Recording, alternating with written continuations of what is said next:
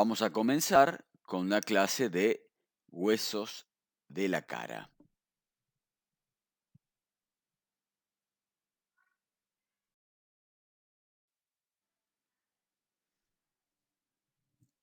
El macizo óseo de la cara se halla situado en la parte anterior e inferior de la cabeza y está dividido en dos porciones llamadas esqueleto facial o viscerocráneo y mandíbula.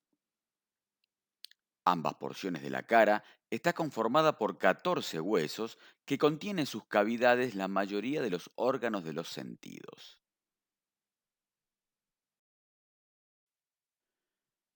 Y para recordar estos 14 huesos de la cara, hay una mnemotecnia que dice mamá mala y un pavo con nariz. Y veamos qué significa cada una de estas sílabas o palabras. La primera ma es el maxilar o maxilar superior. La segunda ma es el hueso mandibular o maxilar inferior. Mala es el malar o cigomático. Un es el unguis o lagrimal. Pa es el palatino, vo es el vómer, con cornete inferior y nariz, el hueso propio de la nariz o hueso nasal.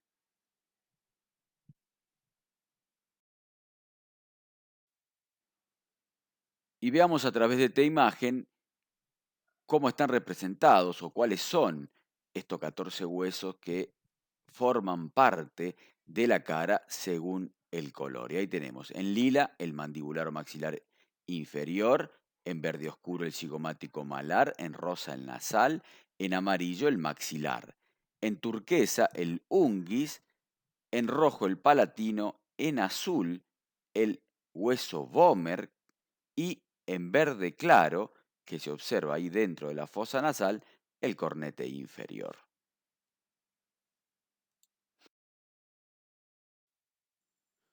Y de estos 14 huesos tenemos que decir que 6 son pares y 2 impares. Y en los pares vamos a tener el maxilar o maxilar superior, el malar o cigomático, el unguis o lagrimal, el palatino, el cornete inferior y el hueso propio de la nariz o nasal. Mientras que los impares son el vómer y el mandibular o maxilar inferior. En esta clase vamos a describir al malar o cigomático.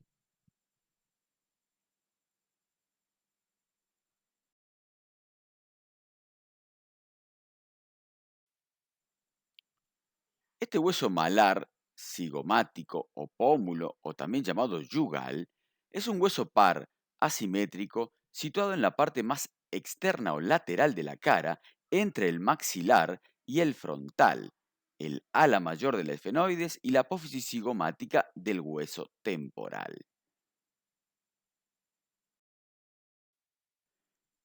Y veamos qué reparos anatómicos tenemos que tener en cuenta para una correcta colocación en su posición a este hueso. Y vamos a tener que colocar lateralmente la cara más lisa y convexa de este hueso, hacia adelante la superficie en forma de semiluna, que es el borde orbitario, y hacia abajo y horizontal la parte más estrecha del hueso. De esta manera podemos definir que este es el cigomático o malar derecho. Este hueso, para ese estudio, presenta dos caras, cuatro bordes y cuatro ángulos. Las caras son lateral y medial, los bordes son antero superior u orbitario, póstero superior o temporal, póstero inferior o macetérico y antero inferior o maxilar, mientras que los ángulos son superior, posterior, anterior e inferior. Comencemos a describir cada una de estas estructuras óseas.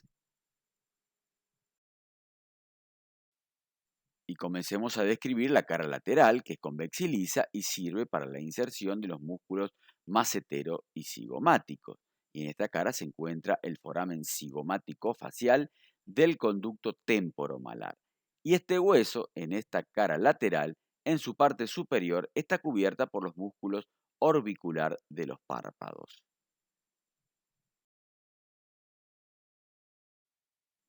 Describamos ahora la cara medial y esta presenta una apófisis orbitaria que se articula con el borde anterior u orbitario del ala mayor del efenoides y divide en esta cara en una porción superior u orbitaria que forma parte de la órbita y una porción inferior o temporal que forma parte de la fosa temporal o infratemporal.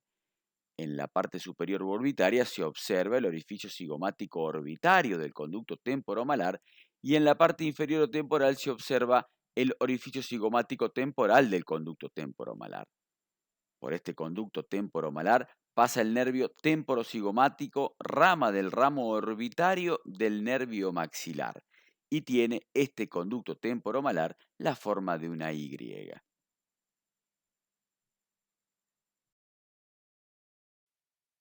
Describamos ahora los bordes. Ya habíamos hablado que tenía un borde anterosuperior u orbitario, que forma parte del reborde orbitario, un borde posterosuperior o temporal, en él se inserta la fascia temporal, un borde anteroinferior o maxilar, que se articula con el vértice de la apófisis piramidal del maxilar, y un borde posteroinferior o macetérico, y en él se inserta el músculo macetero.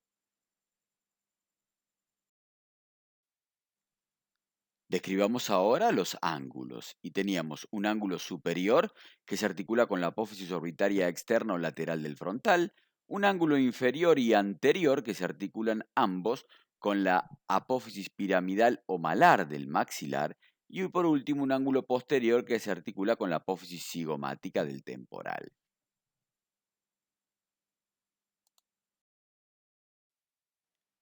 Veamos ahora este hueso en anatomía en imágenes. Y aquí tenemos al hueso cigomático o malar, en donde podemos observar el ángulo superior, los ángulos anterior e inferior y el ángulo posterior. En esta otra imagen vamos a observar que se articula el ángulo posterior con el apófisis cigomática formando el arco cigomático.